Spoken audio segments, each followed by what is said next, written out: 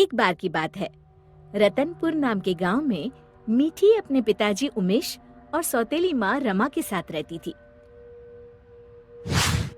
उसकी सौतेली माँ उससे बहुत काम करवाती। मीठी, कुएं से पानी लेकर आओ। हाँ माँ, अभी लाती हूँ। रास्ते में धूप से बचने के लिए वो एक लीची के पेड़ के नीचे खड़ी हो गई। तभी उसका ध्यान लीची के पेड़ की तरफ गया। लगता है इसको पानी की जरूरत है।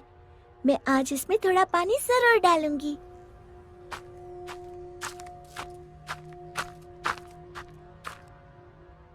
लौटते समय मीठी अपने घड़े से थोड़ा पानी लीची के पेड़ में डाल देती है। अब ये उसका रोज का नियम हो गया। जाते समय थोड़ी देर रुकती और आते समय थोड़ा पानी उसमें डाल देती। उसी पेड़ में एक चुड़ैल रहती थी। इतना ठंडा और मीठा पानी बड़े दिनों के बाद मिला है। एक दिन चुड़ैल ने सोचा, क्यों ना इस लड़की को दोस्त बनाया जाए। बहुत दिनों से मैंने कोई इंसान नहीं खाया। और वो मीठी की हम उम्र लड़की का रूप बनाकर कुएं पर बैठ गई। क्या नाम है तुम्हारा? मीठी। और तुम्हारा? अम्बी। अम्बी? अम्बी तो खट्टी होती है। तुम मीठी और मैं खट्टी, मतलब मीठी खट्टी। नहीं, मीठी खट्टी नहीं, मीठी अम्बी। दोनों खिलखिलाकर हंसने लगती है। अरे, मुझे तो तुमसे बातें करके बड़ी देर हो गई। और जल्दी से घड़ा लेकर घर के लिए चल दी। थोड़ा सा पानी उसने लीची के पेड़ में भी डाल दिया। चुड़ैल बहुत दिनों से अकेली रह रही थी। उसे मीठी का साथ अच्छा लगा। वैसे मीठी अच्छी लड़की है, क्यों ना इसे अपनी दोस्त बना लूं। ऐसे ही रोज मीठी और अम्बी कुएं पर मिलती और ढेर सारी बातें करती, खूब हंसती, खिलखिलाती। एक दिन, आज तो बड़ी देर हो गई, मीठी पानी लेने नहीं आई। क्यों ना उसके घर जाकर देखूं। ये सोचकर चुड़ैल मीठी के घर पहुंच गई। वहां उसने देखा, मीठी, अभी तक तुमने बर्तन नहीं धोए और पानी भी नहीं लाई। बस माँ, खाना खाकर अभी बर्तन धोती हूँ। कब से खा रही हो? जल्दी उठो, बहुत काम है। खाना खाकर मीठी बर्तन धोने लगी। आज मैंने लीची के पेड़ में पानी भी नहीं डाला और ना ही अपनी दोस्त से मिल पाई। तभी चुड़ैल ने जादू से पूरे बर्तन 1 मिनट में धो डाले। मीठी आश्चर्य से यहाँ वहाँ देख रही थी कि चुड़ैल उसके शरीर में प्रवेश कर गई और वापस आकर सोफे पर लेट गई।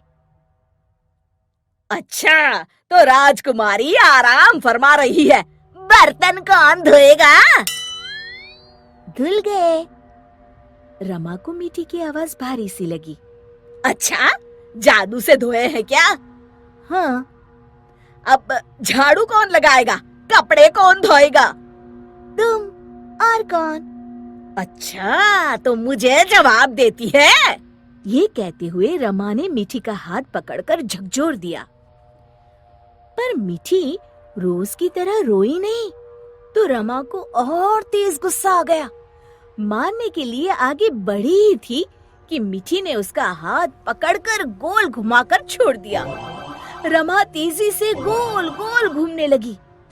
कुछ देर तक घूमने के बाद रमा ने एक बार फिर हाथ उठाने की कोशिश की। इस बार एक धक्के में रमा घर के चारों कोनों में टकराई और फिर एक कोने में जाकर गिर पड़ी। अब जाकर कपड़े धो। जाती हूँ। वो आराम से सोफे पर लेटकर टीवी देखने लगती है। थोड़ी देर बाद रमा कपड़े धोकर कमरे में आई। जाओ, जाकर झाड़ू पोछा करो। रमा कुछ बोलने ही वाली थी कि मीठी की लाल लाल आंखें देखकर डर गई। लगाती हूँ, अभी झाड़ू लगाती हूँ। इतने में मीठी के पिताजी आते हैं। उन्होंने पहले कभी रमा को काम करते हुए नहीं देखा था। रमा, तुम काम क्यों कर रही हो? मीठी कहाँ है? रमा जोर जोर से रोने लगी और उंगली से इशारा किया जहाँ मीठी आराम से लेटी हुई थी।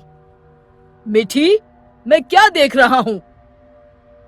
मीठी के पिताजी उसका हाथ पकड़कर उसे उठाते हैं, पर मीठी को देखकर बुरी तरह डर जाते हैं और पीछे हट जाते हैं। ये देखकर मीठी के शरीर में घुसी चुड़ैल जोर जोर से हंसती है।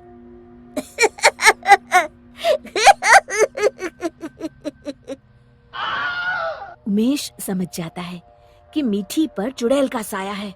कौन हो तुम और यहाँ कैसे आई? तभी चुड़ैल मीठी के शरीर से निकलकर लहराती हुई सामने खड़ी हो गई और गूंजती हुई आवाज में उसने कहा, मैं अम्बी हूँ। क्या कहा? अम्बी मतलब लीची वाली चुड़ैल? हाँ, और मीठी मेरी दोस्त है। तुम लोग उसे बहुत परेशान करते हो। मैं तुम सबको खा जाऊंगी। उमेश और रमा डर के मारे थर थर कांपने लगे। हमें माफ कर दो अम्बी, आज से हम ऐसा नहीं करेंगे। हाँ हाँ, हमें माफ कर दो, आज से हम ऐसा नहीं करेंगे। मैं कसम खाती हूँ, मीठी को अपनी सगी बेटी की तरह ही रखूंगी। नहीं, तुम सब झूठे हो। अम्बी को बहुत गुस्सा देखकर मीठी बोली, नहीं नहीं अम्बी, तुम मेरी अच्छी दोस्त हो ना। मेरे माँ पिताजी को कुछ मत करो। नहीं, इन्हें सबक मिलना जरूरी है। तुम्हें मेरी कसम। ठीक है, अभी छोड़ देती हूँ, लेकिन जब भी तुम्हें मेरी जरूरत हो मुझे बुलाना, मैं फौरन आ जाऊंगी।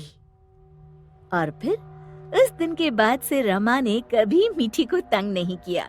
शिक्षा: हमें किसी के भोलेपन या मजबूरी का नाजायज फायदा नहीं उठाना चाहिए।